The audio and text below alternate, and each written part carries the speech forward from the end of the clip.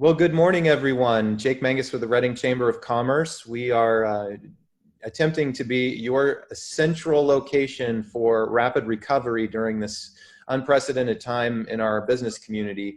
And we are glad that you were able to listen in and watch this particular interview with a couple of experts in the local community. Joining me, we've got the CEO of O2 Employment Services, Heidi Corrigan, as well as the President and CEO of Cornerstone Community Bank, Jeff Finck.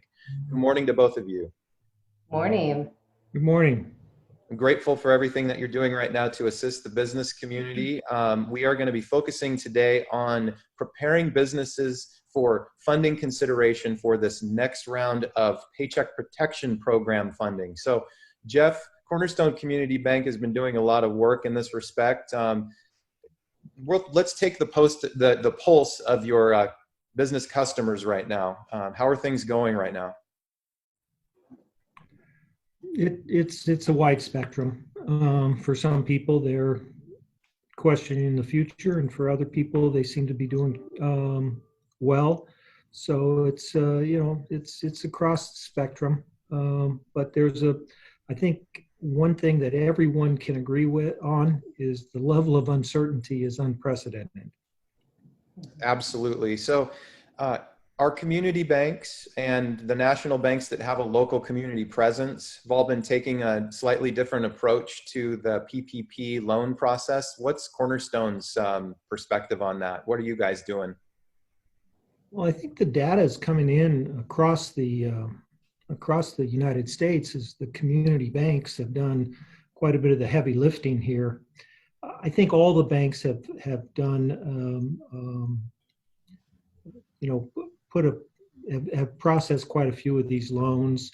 We were geared up. I know a number of other community banks were geared up, and I actually think this round two of the funding in our area, I'm not certain we'll have a really heavy demand like we did the first go around. I think there are businesses out there that should get their applications teed up and ready to go and get them submitted. And we could provide them with some relief on the funding on the PPP loans. And I say that because I think a lot of the banks in our area did a pretty darn good job. I think, I think Merchants Bank, I think Golden Valley Bank, I think we did. I think it was a pretty good team effort across the board to try to get as many people taken care of as possible. Well, from our perspective at the Chamber, we are really proud of the efforts of all of our banking partners in this difficult time right now. You all have stepped up to serve both customers and non-customers. I guess a question for you would be, what should a business do right now to best prepare itself for funding consideration when the next round of funding becomes available? Get your application into your bank.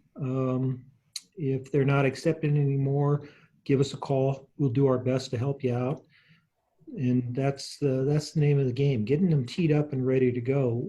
How the system works is the banks need to receive an SBA number. And so we need a full application. The applications are fairly simplified.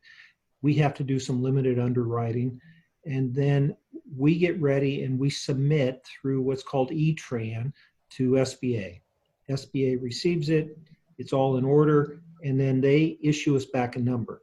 Once they issue that number, then it's just a transaction between the bank and the customer. And then we prepare some loan docs that get some signatures and then get some rapid funding out to the business. So the main thing right now is if you delay, the chances of depletion of that fund happening again before you can get that application processed increases.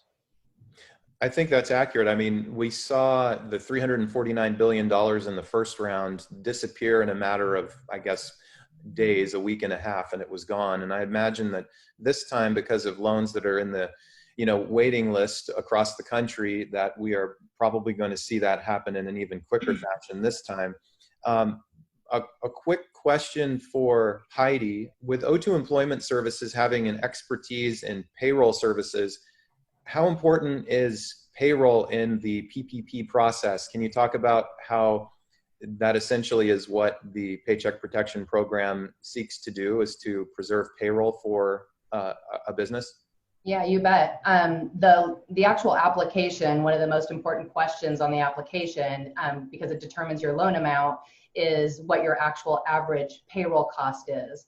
So determining that number, which sounds very simple to come up with, sometimes it's been a little difficult for businesses to now dive into the payroll world and try to figure out how to calculate that cost. So in addition to that, you have to have the supporting documentation to provide to your bank to be able to substantiate that number. So we've been working with businesses to help them either work with their payroll company that they're working with, or if we have the documentation, we've been providing that to our customer and also assisting with coming up with that average payroll number. So, compiling that application right now is going to be very important so you can get all the data together. We were able to work together, you and I, yesterday, Heidi, on a worksheet that you were able to receive from one of our community banking partners. And how is that going to make things easier for businesses? I think it will help a lot. It actually details, so the chamber actually has a flyer that it names all the different documents that you will need for supporting documentation. And it also walks you through the process of actually calculating that average payroll number. So it's a very helpful sheet. And then the chamber also is going to have a helpline to be able to help applicants compile this data so that you have your application in a timely manner. Yeah, that's a good point. We anticipate as a chamber that probably a 72-hour push is what this is going to take before the funds are dried up once again. So we want our business community to utilize us to assist them through the process. We will guide you to your personal banking relationship, to O2 Employment Services for assistance on payroll. And it's something that we think is important because the federal government is providing billions of dollars in loans through the PPP, and that loan can be 100% forgivable if used for certain purposes. So, Jeff, would you like to speak to that real quick? Well, yeah, I'd be happy to. The primary objective of it is payroll protection. So you take your payroll numbers, you get a loan, you have 8 weeks in which to spend this. The qualifying expenditures are primarily payroll. So if you spend, they want to see you spend 75% on payroll. And then there's some other costs that you can throw in there as well. Rent, utilities, mortgage interest for the business. And then you submit that at the end of 8 weeks with the likelihood that the vast majority of this loan will be forgiven. If there's something left over, you would have a small loan that you could pay off over the contractual maturity of the loan, which is 2 years at 1% interest, or you could just pay it all off at once with no prepayment penalties. So the expectation is the vast majority of the amount that you receive, with the understanding that it's used for payroll, will be forgiven. And so that's a big point right there. And I think that there was some suspicion early on from some of our local businesses that perhaps not all of that would be forgiven, that there must be a catch, but people have started to catch on that it really truly can become, in a sense, a grant if used properly. And so I think that there will be some businesses that are trying to get in the system now. What have been some of the greatest sticking points for businesses in the application process from your perspective, Jeff? I don't think there's been that many, to be honest. I think where the frustration has ended up for a lot of folks was dealing with some of the larger banks. And I don't mean to be discrediting my big bank brethren. That's not what this is about. But keep in mind that a program was established in an extremely tight time frame. I've used the analogy many times. It was like building a 747 and trying to fly it at the same time. It was a difficult process. I have talked to several people and said, imagine your business and you have to increase it by 20 times almost overnight. And that's what SBA had to do. So there were problems with some E-Trans submissions. There were problems with the bigger banks wanting to do nothing but an online platform and having difficulty with the implementation of that. I've talked to a number of people that said, yep, I got everything to my bank, and then I got it early, and then they said, hey, sorry, we didn't get it processed, the money ran out. And that was, that can be a number of factors. I'm extremely proud of my team because we got overloaded just like everyone else. And then we had to figure out how to process this. And in that first round, we didn't have a single person left out. Now, we had some that applications came in after the funding ran out, but every application that came into us before that funding ran out, we processed.